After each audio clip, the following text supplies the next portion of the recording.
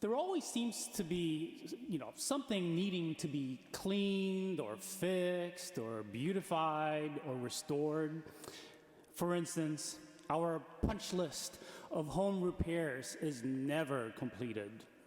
You finish one thing and here comes another little project at home. The laundry basket is full again. Oh my God, it's time to do laundry again? And oops, it's time once again for an oil change. Oh, hair is getting long and unruly. Better get to the barber shop or salon soon, etc., etc. These are necessities of our modern everyday life.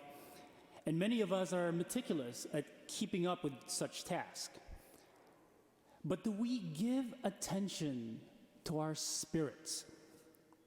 How do we go about restoring our souls to a sense of purpose or meaning? What do we do to clean our hearts? The gospel today from Luke, in which the Pharisees were amazed and utterly offended that Jesus failed to wash his hands before dinner, teaches us that we should be concerned about the purity of our heart.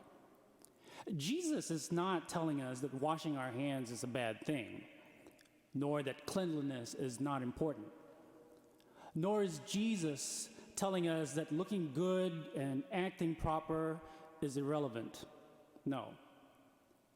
Jesus is telling us that the inside, right here, our heart, is really what's most important. What God is telling us here and asking us is to examine ourselves.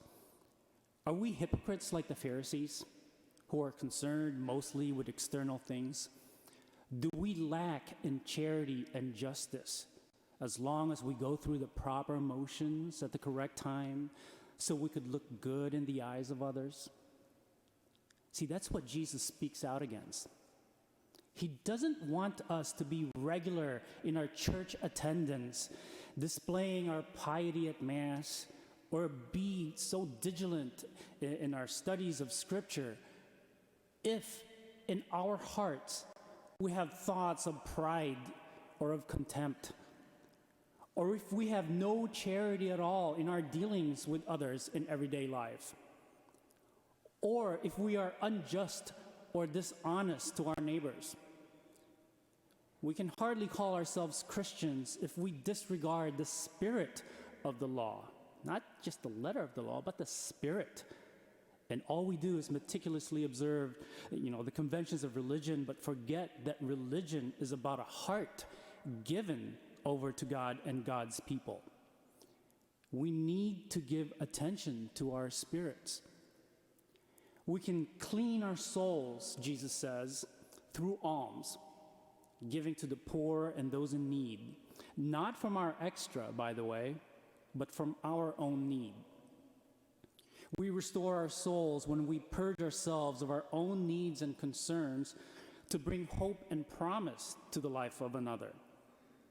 We can repair broken relationships by making the first move to cross the divide, and then listening to the hurt of the other and accepting the responsibility for our part in creating the fracture.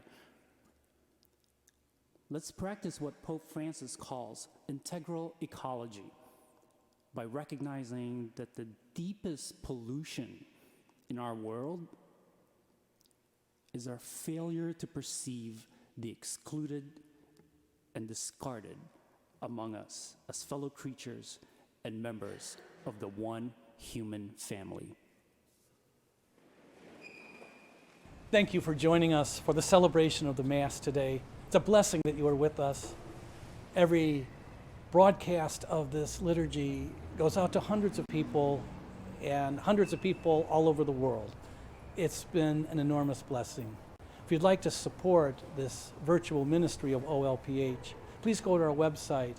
You can support this ministry by going to Give Central so that we can continue to broadcast the liturgy each and every week. Thank you for your support. Most of all, thank you for joining us today. God bless you. Greetings from OLPH.